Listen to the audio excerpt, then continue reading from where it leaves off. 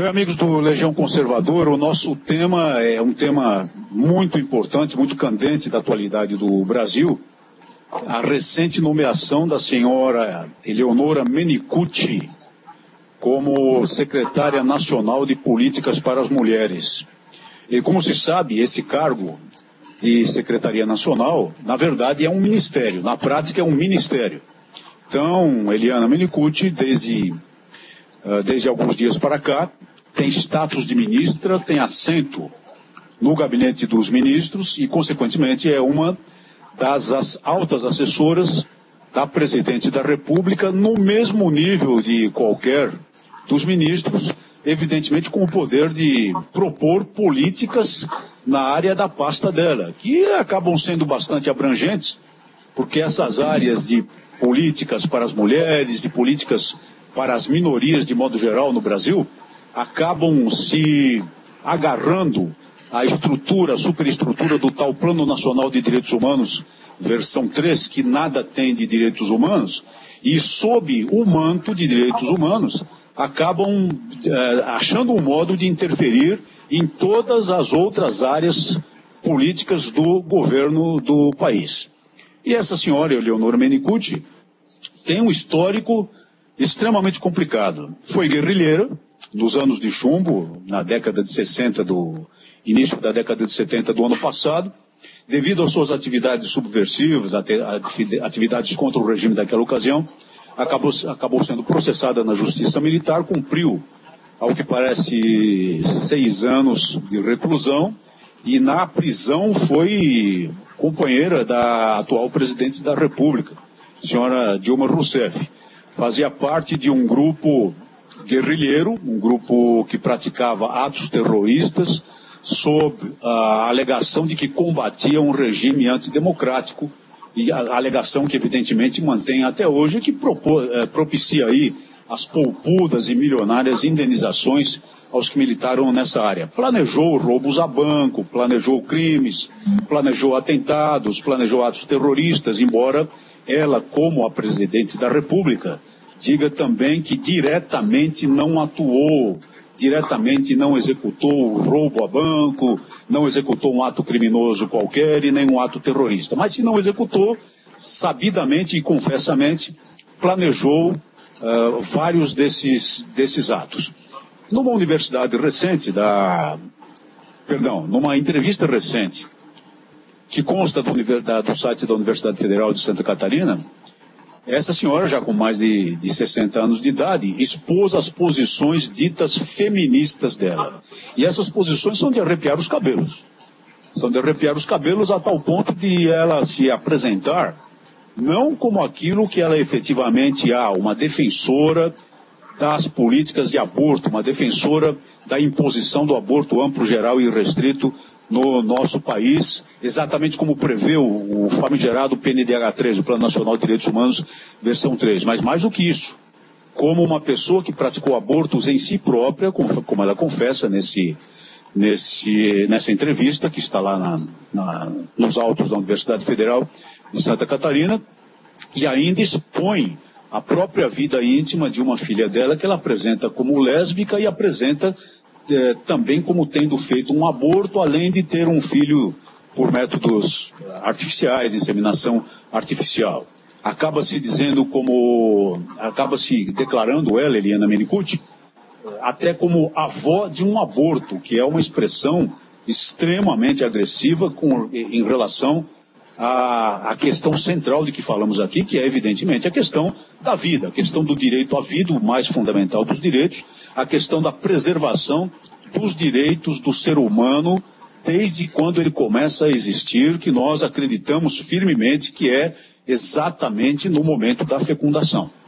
Então essa senhora, não só abortista, como aborteira, que entre outras coisas declara que foi aprender na Colômbia e importou para ensinar às mulheres pobres uma técnica de autoaborto, uma técnica que a mulher pode praticar os abortos sem intervenção médica por meio de sucção manual, exatamente isso, sucção manual, consistindo, portanto, em introduzir a mão através da vagina, chegando ao colo do útero e provocando por movimentos treinados e praticados um efeito de sucção que retira o nenê. Não vamos usar a expressão imprópria feto, porque não acredito que exista feto humano, e sim um nenê, um serzinho humano em desenvolvimento no ventre materno, acaba por retirá-lo e, portanto, matá-lo, já que o ambiente fora do útero é inóspito para o ser humano em desenvolvimento.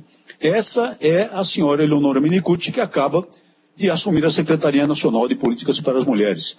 Então eu perguntaria ao combatente de direitos humanos verdadeiros, ao combatente pela vida, muito admirado aqui no nosso país, Júlio Severo, e depois pergunto também ao nosso amigo Luciano Garrido, qual é a opinião deles a respeito desse fato novo na história política do país. Coronel Paes de Lira, eu me sinto honrado de estar neste programa com você, e é até difícil acrescentar qualquer coisa, porque você praticamente disse tudo. Deu um histórico da vida dela, do que ela fez, do que ela faz. Não é uma mulher somente abortista, mas também aborteira. E nem poderia ser de outra forma no governo da Dilma, porque a Dilma tem as mesmas ideias, os mesmos sentimentos ideológicos. Eu creio que as duas estão caminhando de mãos dadas, embora cuidadosamente, porque embora elas tenham intenções e posições muito fortes, elas também sabem que não podem brincar com os sentimentos da população. Inclusive a Dilma quase que perdeu a eleição exatamente por causa dos sentimentos conservadores.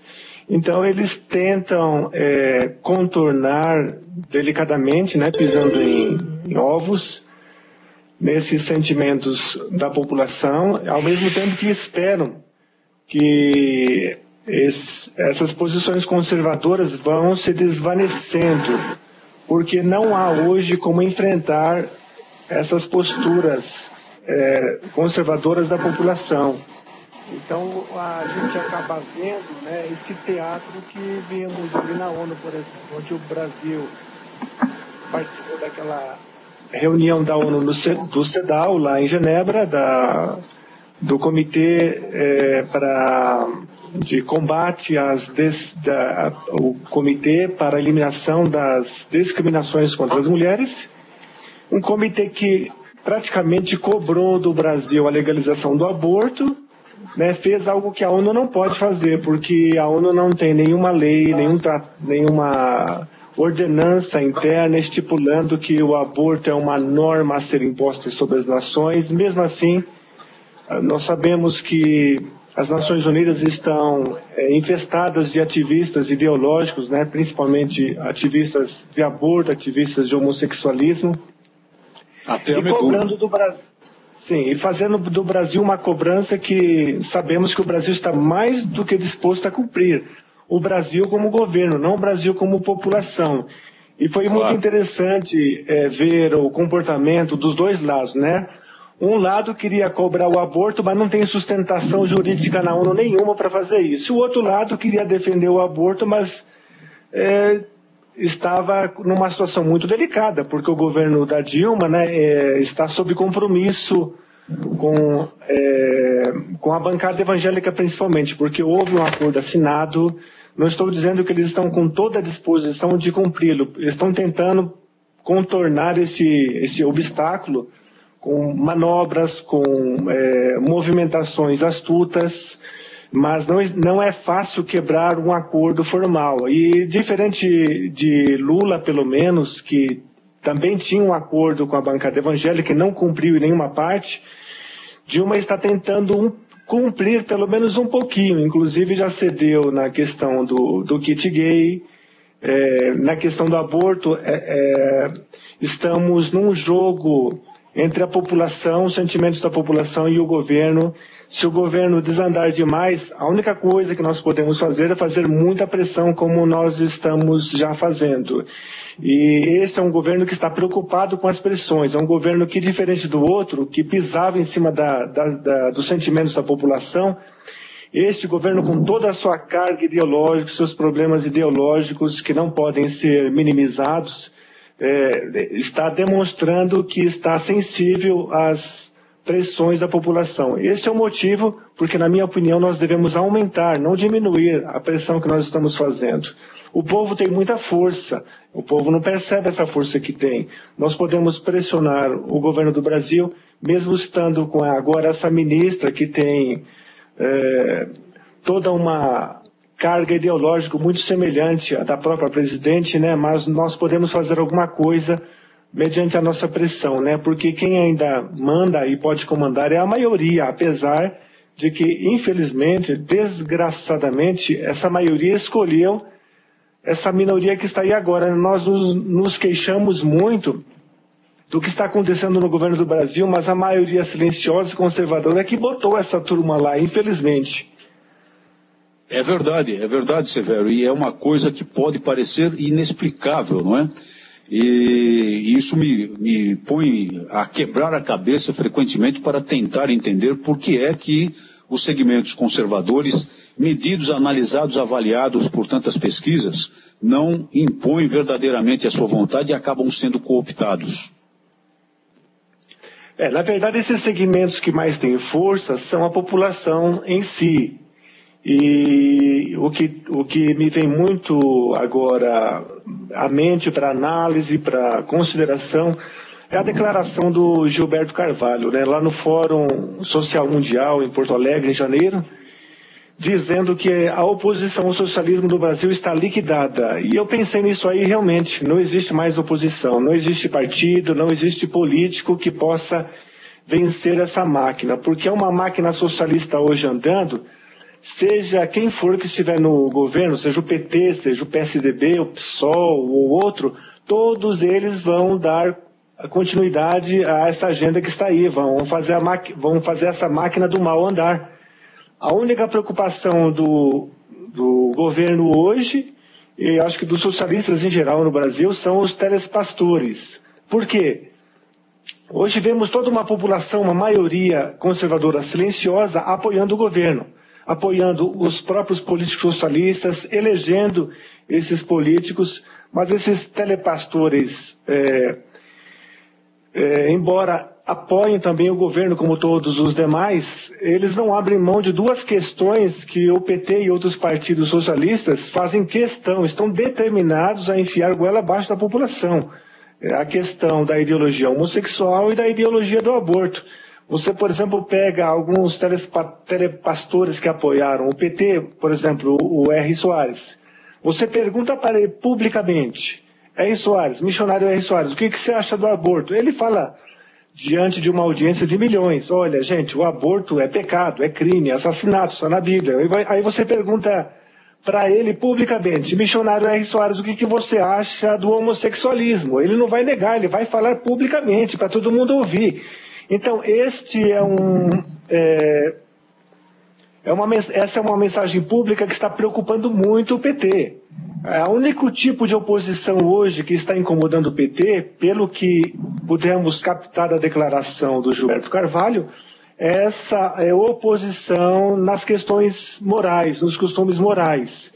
E eu acho que só vamos conseguir agora, em grande parte, fazer uma oposição a partir desses dois pontos. São pontos muito importantes e nos outros pontos, infelizmente, os conservadores ou a própria chamada direita no Brasil estão completamente arrasados. Não conseguem fazer mais nada, não conseguem nem levantar o nariz, levantar a cabeça, levantar o pescoço, nada. O PT sabe disso, nós já estamos vendo isso. O que sobrou para nós agora são esses dois pontos. É verdade. No aspecto político, Júlio Severo, nós temos aí uma tentativa, até talvez tardia, do Partido Democratas de se afirmar como um partido conservador, o que fez publicamente através das suas lideranças nacionais de maior expressão. E entre elas até um pré-candidato à presidência da República, que é o senador Demóstenes Torres. Mas demorou, e mesmo alguns próceres do Democratas, em tempos recentes, fizeram questão de afastar de si a qualificação de conservador como se fosse um rótulo que não lhes conviesse ou um rótulo que não lhes agradasse.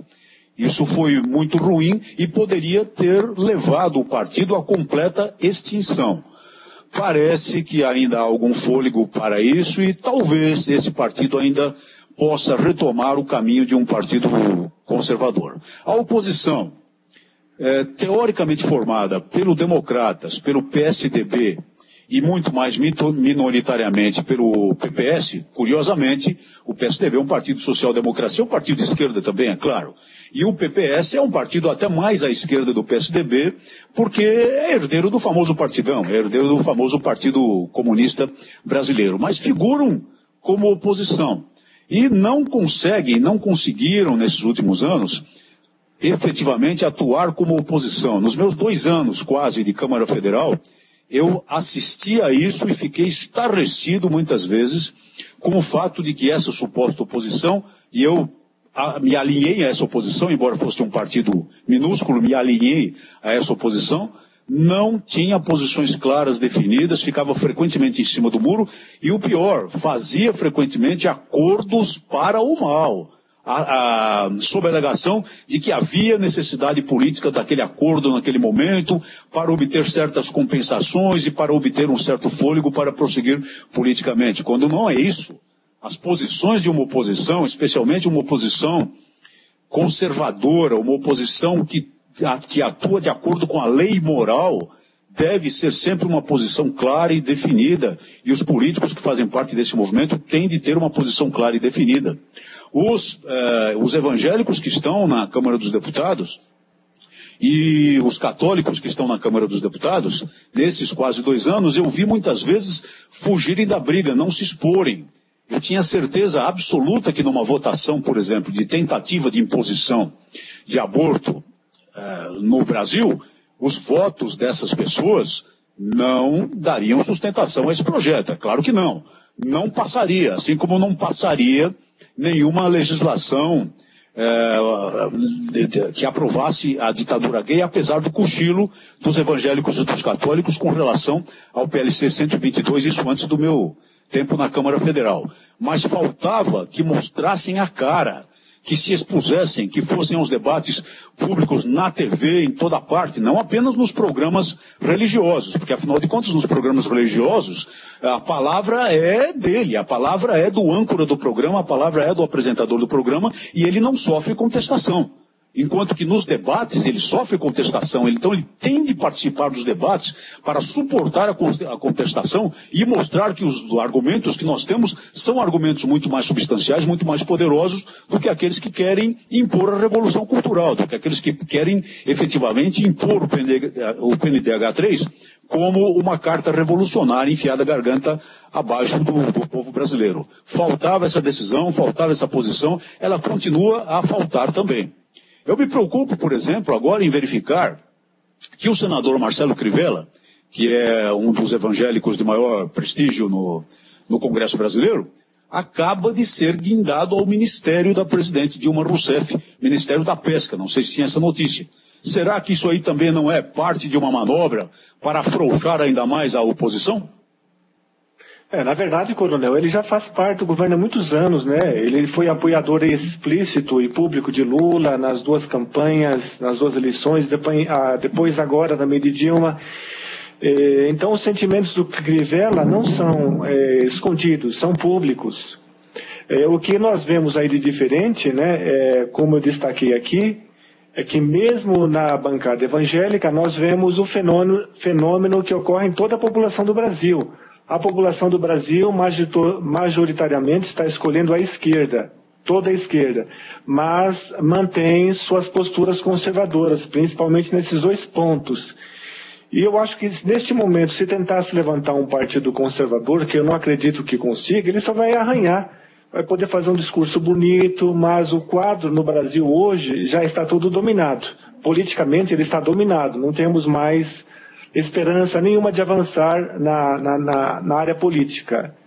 Só temos condições de trabalhar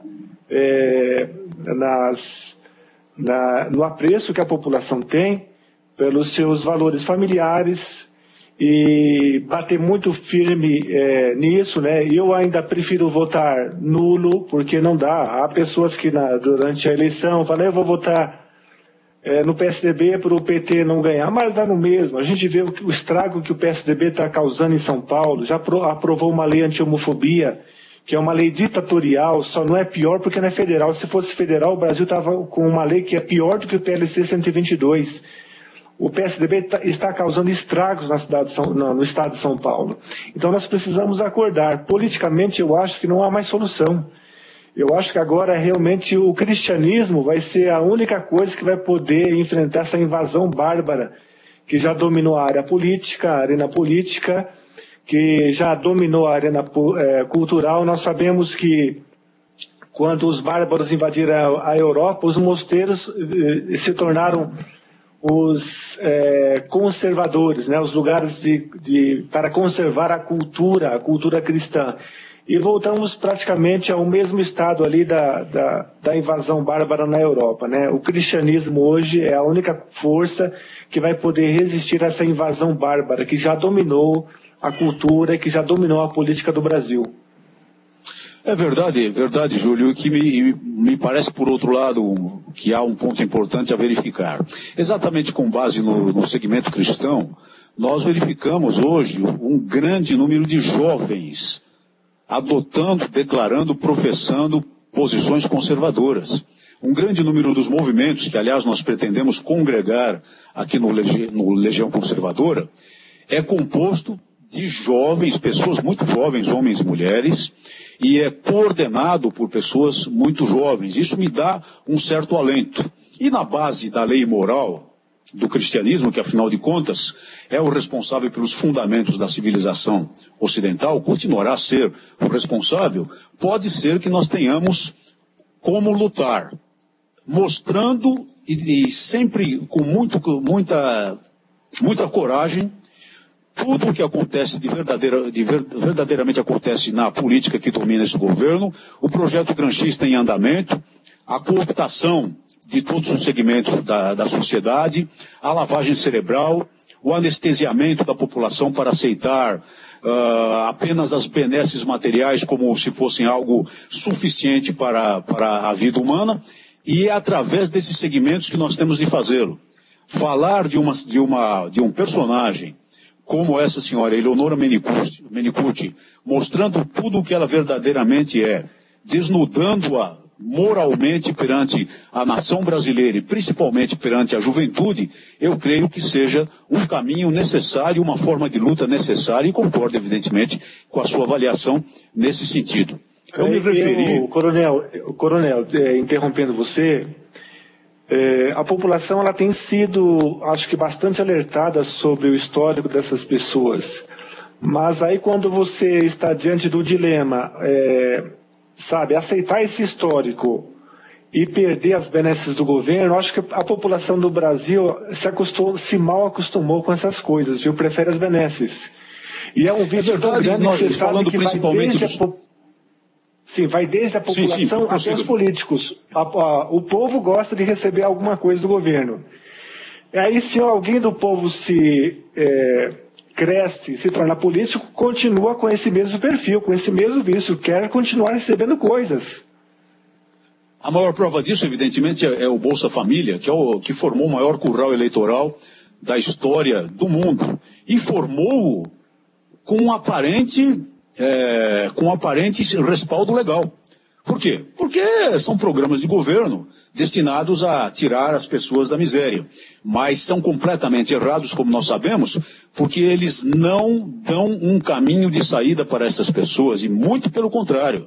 Eles apostam exatamente na manutenção das condições de inferioridade, apostam na cooptação moral que forma o curral eleitoral, que garante os votos. Apostam, portanto, na miséria, apostam, portanto, na ignorância, lembrando a famosa obra de Orwell, 1984, em que um dos lemas do Ingsoc era exatamente ignorância é força. Mas é possível combater isso, eu acredito ainda, mesmo lembrando que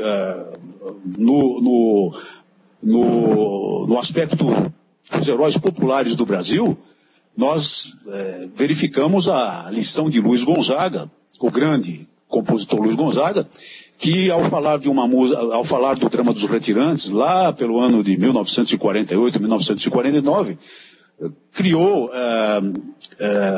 uma música inesquecível, que dizia, entre outras coisas, que o nordestino agradecia muito ao sulista pela ajuda material dele, mas dava um alerta. O alerta eu até uma vez utilizei na Câmara dos Deputados, num discurso. Seu doutor, o nordestino tem muita gratidão pelo auxílio do sulista, mas doutor, esmola dada a um homem que é são, ou lhe mata de vergonha, ou vicia o cidadão. Essa é a lição que vem do sentimento profundo popular do próprio país. E embora muitas pessoas, legiões de pessoas, estejam acostumadas com essa esmola, como dizia o nosso Luiz Gonzaga, muitas delas também acredito que com a melhor das suas próprias condições, e se dispuserem a buscar a sua própria realização, isso com fundamento cristão, ou se não quiserem se ater ao fundamento cristão, pelo menos com o fundamento do autorrespeito que o ser humano deve ter por si mesmo, poderemos modificar isso. Concordo, no entanto, com o amigo Severo, que conseguiu o atual poder estabelecer firmemente as garras e as jugulares, ou melhor dizendo, os dentes nas jugulares do poder, de tal maneira que é muito difícil que esse estado de coisas possa modificar a curto prazo. 20 anos, talvez até mais. Eu creio que nós temos que lutar muito para que ocorra uma mudança daqui a 20 anos. Coronel, eu acho que com 20 anos, esse estado de coisas vai estar pior, viu? A mudança tem que ser agora. Se você não consegue fazer a mudança agora, depois é pior. Veja só uma notícia que eu recebi hoje, né?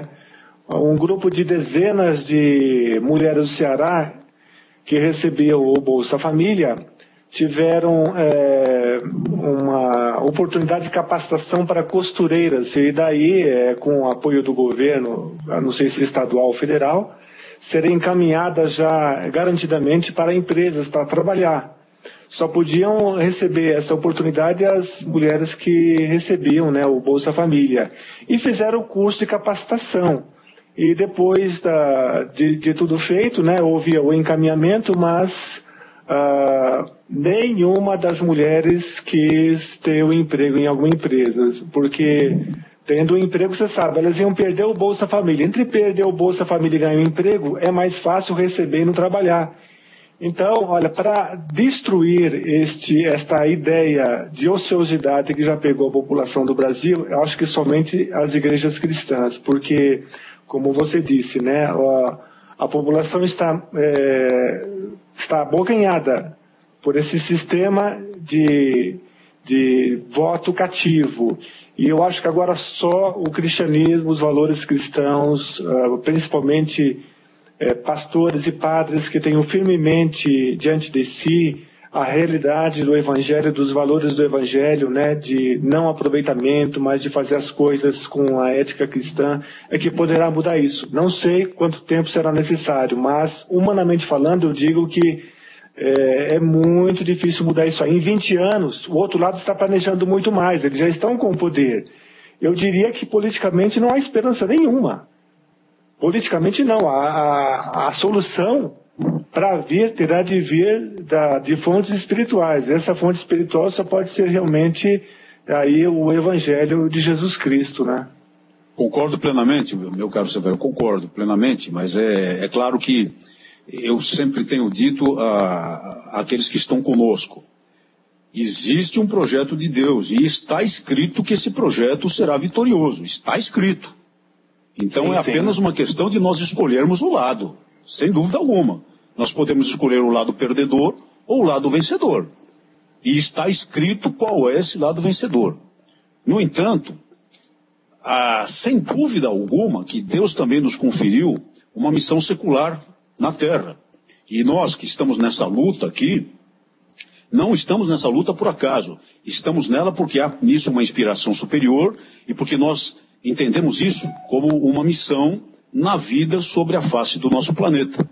De maneira que nós precisamos manter o campo de luta, precisamos manter o combate, precisamos manter o espírito que se mostra aí no ícone da Legião Conservadora, mostrado na nossa tela, o ícone do aguerrimento cristão, o ícone da disposição do cristão para o combate, mesmo quando as forças inimigas evidentemente são muito superiores, como em tantos episódios da história em que acabou prevalecendo o bem. E certamente faremos isso, e o amigo é um grande exemplo que eu gosto de citar, de como é possível se manter a combatividade cristã, com todas as dificuldades e perseguições que sofreu e vem sofrendo, e não arreda pé 1 milímetro das suas posições de combate, que são posições estritamente baseadas na lei moral.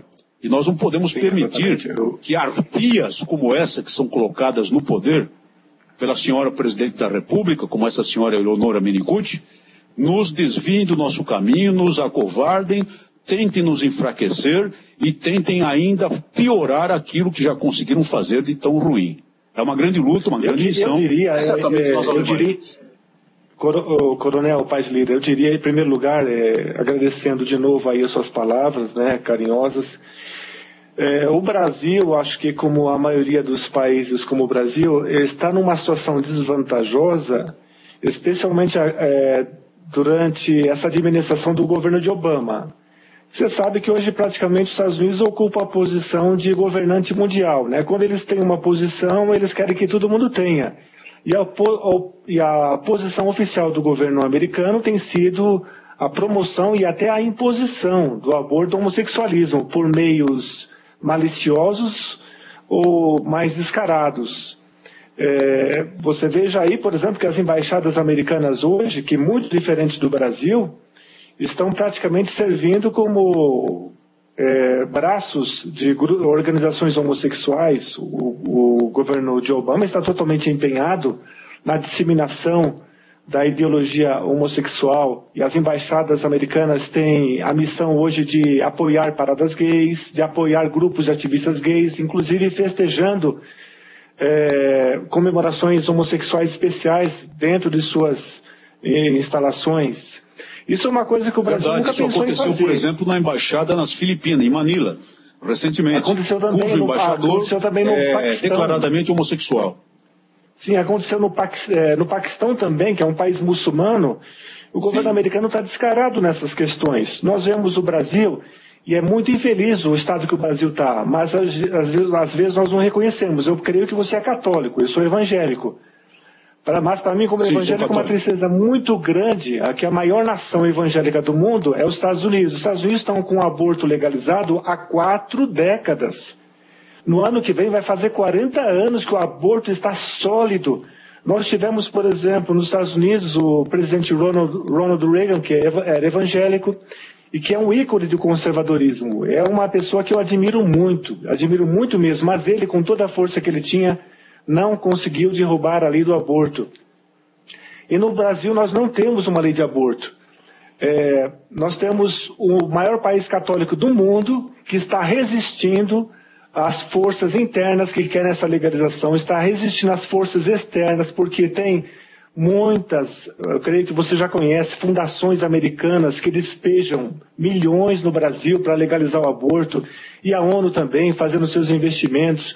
O Brasil, então, está num jogo cósmico aí, né, envolvendo forças internacionais, forças nacionais que recebem suporte dessas forças internacionais. E o Brasil está conseguindo resistir. Agora os Estados Unidos não estão mais nem na fase da resistência, eles perderam essa batalha. A batalha do aborto foi perdida, eles estão tentando reverter, mas está muito difícil para eles. Eles não conseguiram nem com o Ronald Reagan, eu creio que só Deus poderá fazer alguma coisa. E se não houver uma intervenção de Deus, a batalha lá está perdida, porque como é que você pode falar num movimento conservador, num lugar onde o aborto já está sólido, sacralizado, consagrado, imbatível? O aborto está muito sólido na nação americana. E é uma discrepância muito grande. Eu não sei como é que você vê isso como um católico, né? Mas a maior nação católica do mundo está resistindo a todos os tipos de forças nacionais e internacionais para legalizar o aborto, enquanto que a maior nação evangélica do mundo já sucumbiu, afundou há 4 décadas atrás.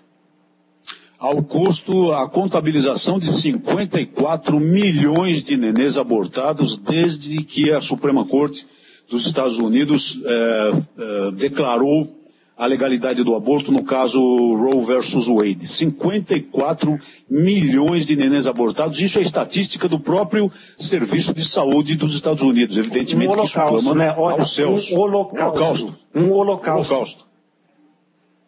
Mas para essa tentativa está aqui a senhora Eleonora Menicucci no Brasil, com apoio da Presidente da República, que evidentemente pratica aí a tática de acender uma vela a Deus e outra ao diabo nessa questão do aborto, que sim, é verdade o que disse, quase provoca o escorregão numa campanha eleitoral que já estava vencida, a última campanha eleitoral. Aliás, deveria ter sido decidida em primeiro turno e não foi, exatamente por causa do atrevimento dela na questão do aborto, depois tendo que recuar.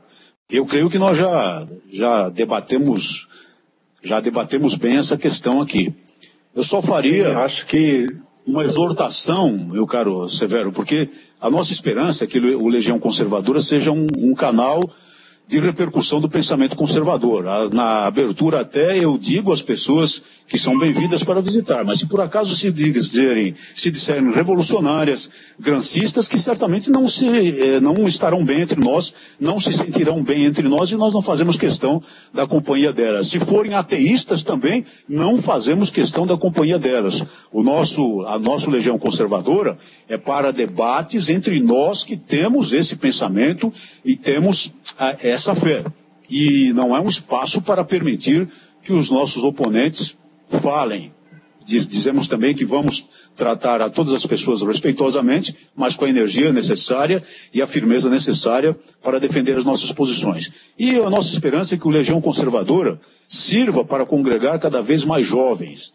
Eu tenho muita esperança de que, à medida em que nós consigamos trazer para esse lado, formar uma verdadeira onda conservadora de pensamento realmente relacionado com a certeza de que existe uma lei moral superior a reger a sociedade humana, podendo esse pensamento estar embasado, solidificado na civilização cristã ocidental ou em outras concepções, mas sempre acreditando que existe uma lei moral duradoura.